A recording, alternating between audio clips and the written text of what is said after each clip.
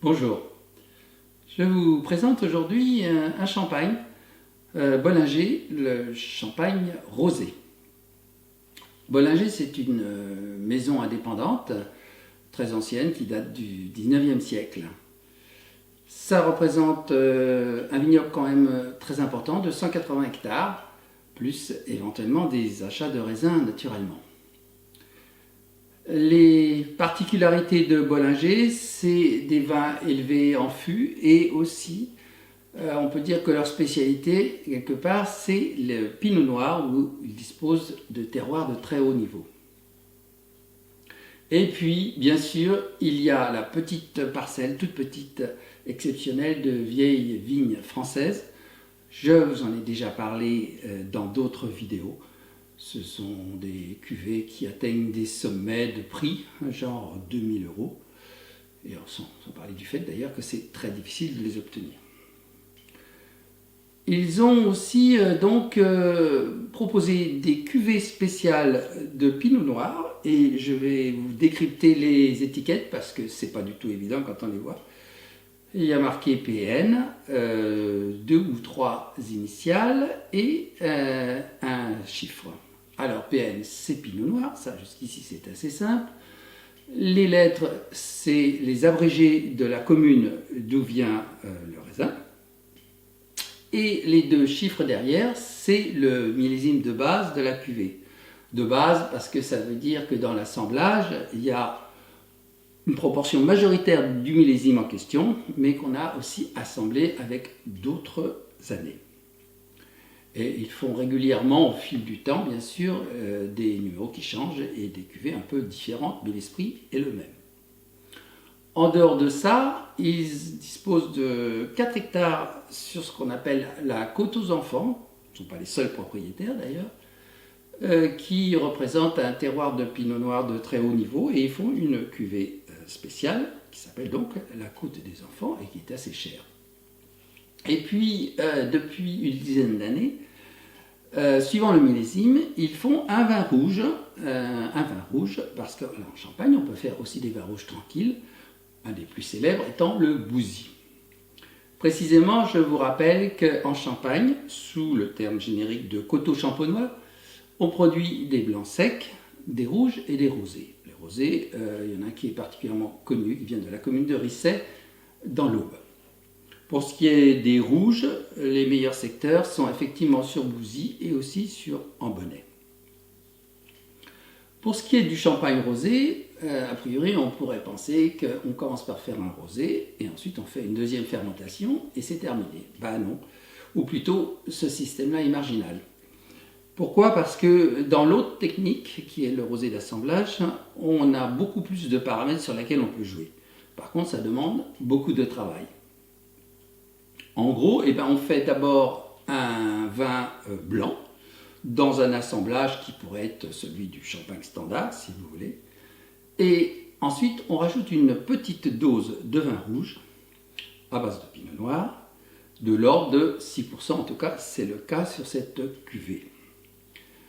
En fait, les champenois, ce sont les rois du marketing. Le champagne rosé existe-t-il depuis longtemps? En fait, finalement, personne n'en sait trop rien. Disons que c'est devenu commercialement assez significatif à partir des années 70 avec Laurent Perrier et Krug qui ont fait des cuvées de très haut niveau parce que c'est aussi leur image de marque et j'ai eu la chance de goûter ça il y a bien longtemps. C'était assez remarquable. Les champagnes rosés ont un peu évolué parallèlement au vin rosé. Je ne sais pas si vous avez remarqué, mais les rosés d'aujourd'hui ont une couleur beaucoup plus pâle qu'il y a, disons, 15 ou 20 ans. Il y a bien sûr, en fait, derrière ça, une simple démarche commerciale, parce qu'on pourrait très bien faire l'un ou l'autre. Ces champagnes rosés, donc, ont commencé à être appréciés, mais il faut évidemment s'attendre à quelque chose d'assez différent. On aurait pu penser que le marché allait exploser, parce qu'on se dirait, il y a beaucoup de gens qui aiment les rosés, donc ils vont peut-être aimer le champagne rosé, et puis il y a ceux qui aiment le champagne, ils vont peut-être avoir envie de goûter du rosé. Finalement, c'est vrai que les ventes ont progressé, mais on est à peu près au niveau de 10% des champagnes rosés par rapport au champagne classique, ce qui n'est pas énorme. Nous allons donc goûter ce champagne rosé. Il existe aussi une cuvée au-dessus qui est millésimée. Là, c'est donc la cuvée de base en rosé. L'assemblage, eh bien, le vin blanc lui-même, c'est 2/3 de pinot noir, 1/4 de chardonnay et le reste en pinot meunier. Donc on est quand même, dès le départ, sur un champagne assez vineux. Et donc on n'a pas besoin d'ajouter beaucoup de vin rouge pour obtenir le champagne rosé. Parce que, en fait, on est face à un petit problème, entre guillemets. Si on assemble avec trop de vin rouge, commercialement, les gens vont être un peu déroutés parce que ça ne va plus du tout ressembler au champagne. Et puis, dès qu'on extrait un peu trop, eh bien, il y a des tanins qui passent dans le jus. Et ça pourrait aussi ne pas plaire. Déjà, si vous voulez, les champagnes blanc de noir déroutent une certaine clientèle. Donc, si on en rajoute avec du vin rouge, ça risque de ne pas passer. Donc, c'est un équilibre à trouver. Nous allons donc goûter ce champagne.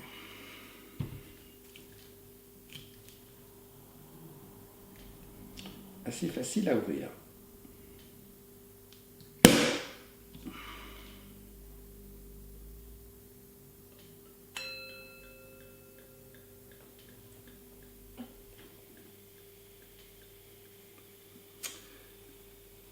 Voilà.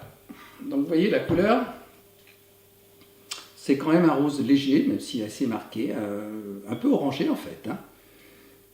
Donc on n'est pas du tout dans l'image du rosé rose quoi. La mousse est fine, ça se voit tout de suite. Et le nez est très joli.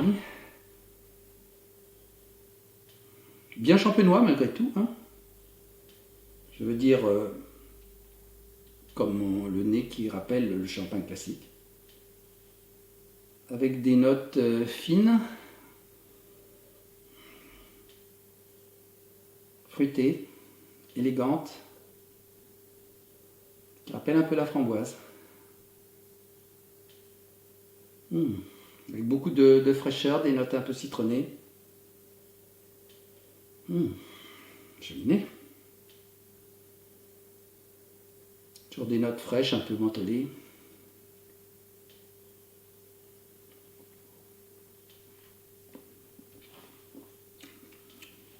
C'est une belle finesse. Le champagne, la même chose en millésime, mais il est absolument remarquable parce que pour une cuvée de base en rosé, on a vraiment une belle finesse de bulle, une belle longueur. La finale est un petit peu sèche, mais ça, on le retrouve déjà dans le blanc de noir, donc c'est bien normal qu'elle soit là. Bollinger, c'est vraiment une maison sérieuse. Les prix, à part les cuvées un peu délirantes, c'est quand même raisonnable. Alors ça, c'est quand même 70 €.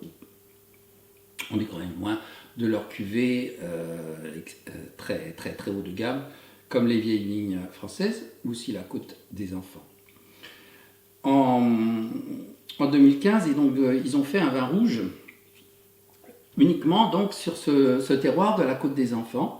Et ils ont utilisé la technique bourguignonne, c'est-à-dire qu'ils ont travaillé en grappe entière, c'est-à-dire qu'on n'égrappe pas et on laisse macérer à la fois les baies, le jus et la rafle. À quoi ressemble en fait un vin rouge de Champagne? Eh bien, en fait, il y a deux comparaisons possibles. On pense évidemment à la Bourgogne, puisqu'il s'agit du même cépage, et aussi au pinot noir alsacien. En fait, ces vins-là ont beaucoup changé à travers le réchauffement climatique où les millésimes solaires sont devenus de plus en plus fréquents. Et donc, ces vins gagnent en profondeur, et c'est évidemment une bonne chose. Les coteaux champenois, que ce soit en rosé, en blanc et en rouge, malheureusement sont très peu connus, se vendent assez mal et malheureusement certaines maisons les laissent quasiment tomber. Et c'est quand même bien dommage parce qu'on voit ce que c'est que la matière première du champagne. Voilà, à bientôt.